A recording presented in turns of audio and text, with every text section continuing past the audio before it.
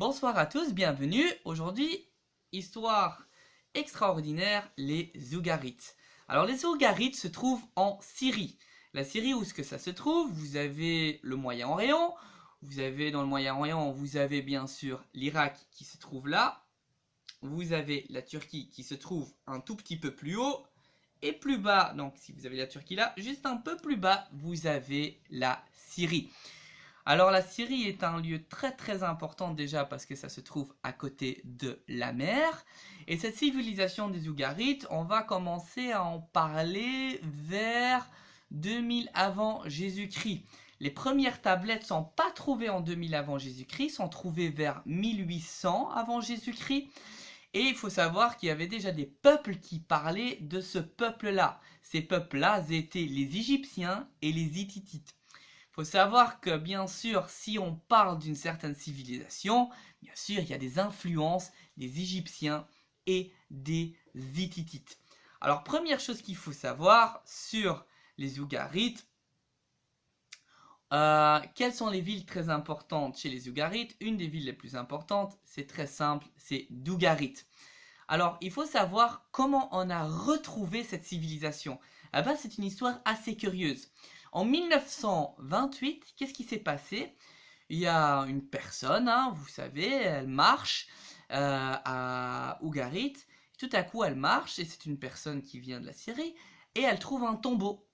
Et elle voit ce tombeau, elle voit des écritures assez curieuses, et donc elle dit qu'est-ce que c'est. Donc, il faut savoir qu'en 1928, la Syrie était encore sous l'autorité de la France, et donc on a demandé de l'aide à des archéologues, et les archéologues sont venus, deux personnes, Schaffer et Dussault. Ils ont commencé à fouiller et ils ont trouvé plusieurs tablettes qui datent de 1800 avant Jésus-Christ. Il faut savoir que dans ces tablettes, on a trouvé plein d'informations de comment ces gens vivaient, comment ils géraient leur transport, leur agriculture, etc., la médecine, etc.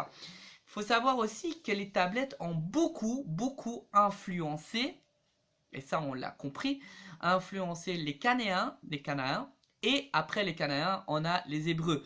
Donc il y a une très grande influence des Ougarites sur les Cananéens et les Ougarites. Ce qui est très spécifique à cette civilisation, c'est que les Ougarites ont des villes comme Dougarit, comme je vous ai dit, mais ça fonctionne complètement différent que les villes que vous connaissez en Mésopotamie. Pourquoi je vous dis ça? En Mésopotamie, vous avez des grandes villes comme Ur, Uruk, Lagash. Ces villes-là, par exemple, si une ville est la ville la plus importante, va prendre une grande importance sur les petites villes, tandis que dans la civilisation d'Ougarit, ce n'est pas le cas. Toutes les villes ont quasi la même force et c'est pas une grande ville qui va prendre la force sur les autres villes.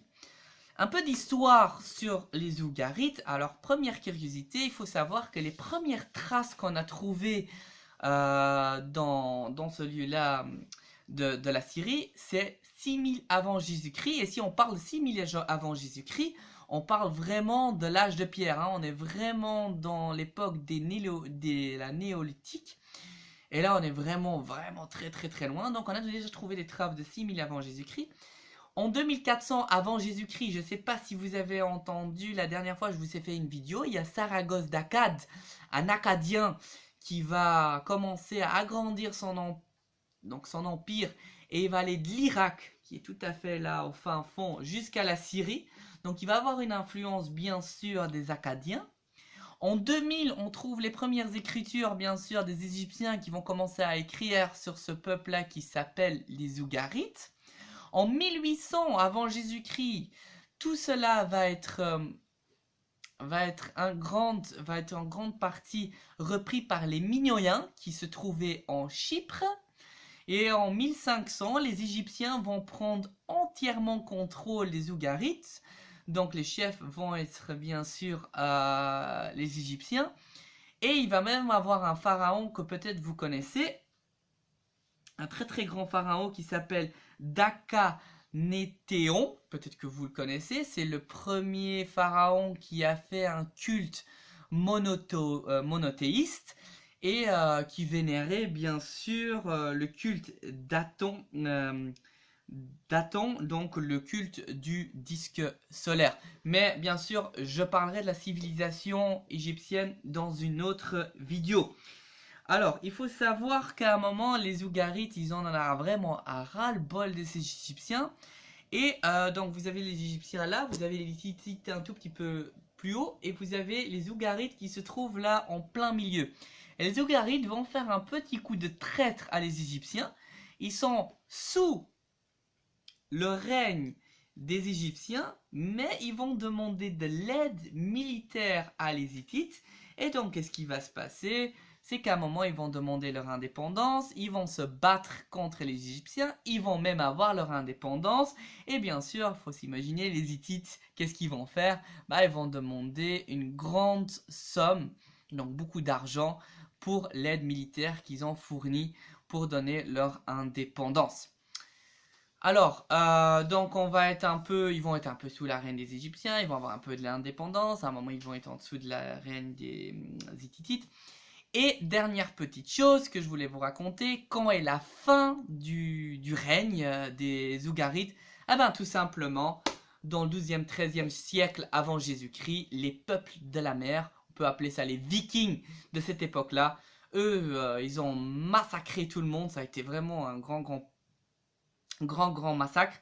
On a trouvé beaucoup de traces archéologiques et des lettres et des choses sur des tablettes sur les peuples de la mer. Même les Égyptiens ont failli tout perdre. Et une fois que les peuples de la mer sont passés, il n'y avait plus de communication entre les Minoïens, il n'y avait plus de transport avec les Ougarites qu'ils allaient en fin fond de l'Irak pour donner quoi que ce soit à les Acadiens. Donc c'était fini, plus d'Ougarites, 12e, 13e siècle, fini le transport entre Minoïens, on passe de l'haute antiquité à l'antiquité. Je crois que la seule civilisation qui a un tout petit peu survécu, c'est les Égyptiens.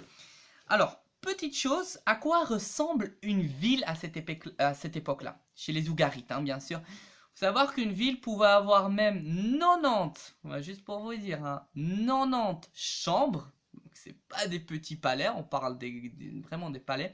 Quand on regarde les palais des Ougarites, vous allez voir qu'il y a quand même une très grande influence des Minoïens qui se trouvaient en Chypre juste à côté. Ce qui est tout à fait normal, parce qu'il y avait beaucoup de transport entre les Ougarites et les Minoïens de la Chypre. Et deuxième chose que vous pouvez aussi constater, c'est que par exemple, il y a un palais à 90 chambres, il y a aussi 18 cours intérieures, donc imaginez-vous quel exploit.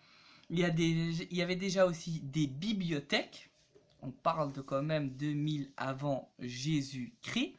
On vénérait plusieurs dieux, un des dieux les plus importants c'est Baal. Baal, vous pouvez le trouver au Louvre, mais vraiment partout. Baal est le dieu de l'orage. Et on trouve aussi pas mal le dieu Adagon. Adagon qui est le dieu de l'agriculture. Pourquoi on vénérait ces dieux? Pourquoi ces dieux étaient aussi importants?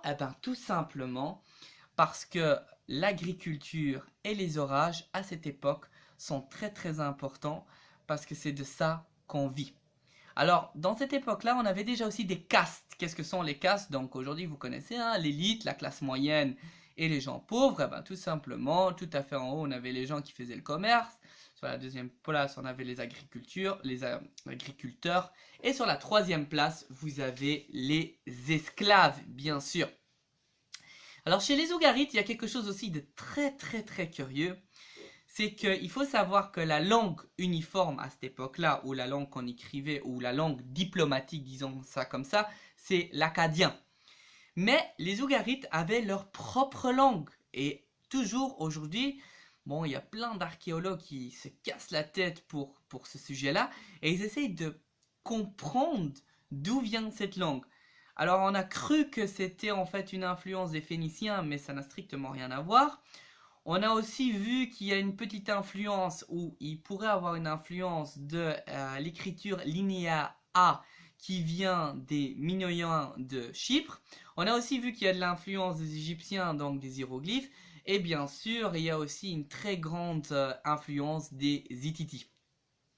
Donc on voit qu'en fait, il y a plusieurs influences, c'est tout à fait normal, hein, parce que les Ougarites se trouvaient vraiment dans un lieu où ils touchaient tout genre de culture. Alors, parlons un peu de leur culture et de leur religion. Alors, leur dieu créateur s'appelle El. El, on peut un peu le comparer avec Anu. Vous vous rappelez que je vous ai parlé des Anu, qui est le dieu suprême et qui est le père des Anunnaki. Donc, El est le chef des Elohim, comme vous connaissez peut-être dans la Bible. Les Juifs parle des Elohim, donc le Dieu suprême, le Dieu créateur. Et ce Dieu créateur est représenté souvent sur un trône avec une barbe blanche, et on peut toujours voir qu'aujourd'hui il y a quand même encore une petite influence, parce que si vous allez à une peinture au Louvre et vous voyez une représentation d'un Dieu, souvent c'est un Dieu avec une grande barbe blanche et assis sur un trône. Alors, il faut savoir que, bien sûr, ce Dieu-là a beaucoup de liens avec la Bible, parce qu'elle, vous savez qu'elle est le Dieu suprême pour les Hébreux. Et elle avait plusieurs fils, dont un de ses fils s'appelait Hadad. Hadad est le dieu de l'orage, on peut le représenter comme Zeus, on peut le voir comme Baal, on peut le voir comme Chiuchu chez les Hittites. Donc, sur le lieu que vous vivez, ça peut avoir un autre nom et une autre signification. Ça veut dire que par exemple, Hadad qui se trouve dans une ville n'a pas exactement la même représentation que dans l'autre ville et peut être vénéré dans une ville plus que dans une autre ville. Vous avez un autre dieu qui s'appelle Ashra. Ashra est un dieu féminin qui pourrait être la femme de Elle, mais elle pourrait être aussi la femme d'Hadad. Il faut savoir que dans certains lieux, elle pouvait être la femme d'Hadad, et dans les deux autres lieux, elle pouvait être la femme d'El. Et en 7 avant Jésus-Christ, il faut savoir qu'elle était la femme de Yahvé. Alors, là, être la femme de Yahvé, ça veut dire être l'opposé de Yahvé. Donc, c'était un personnage très, très, très, très important. Vous avez Jam, qui est le dieu de chaos et de la mort, bien sûr. Et comme ça, vous avez plusieurs divinités que vous pouvez retrouver dans le panthéon des Ougarites. Alors, il faut savoir que quand même Yahvé, c'est quand même une assez grande curiosité, parce que Yahvé est le Dieu unique chez les Hébreux, et on parle de quand même cette civilisation ougarite qui était quand même 2 siècles avant les Hébreux. Alors, est-ce qu'il y a une influence directe? Il y a déjà une petite influence, ça c'est sûr et certain. Est-ce que c'est exactement la même chose? Bien sûr que non. Bien sûr, l'histoire a été transformée et on voit qu'il y a quelques similitudes, mais tout n'est pas bien sûr la même chose que les Ougarites. Alors il faut savoir que les Ougarites avaient beaucoup de cultes funéraires. Je ne sais pas si vous le savez, on est dans la comment on peut dire ça? On est dans une civilisation théocratique. Qu'est-ce que ça veut dire? Ça veut dire que les rois ont une importance, mais vraiment, c'est des personnes très très importantes. Je vous explique. Il faut savoir qu'un roi était souvent vu comme une incarnation d'un dieu, ou ça pourrait être aussi, il est carrément créé par un dieu.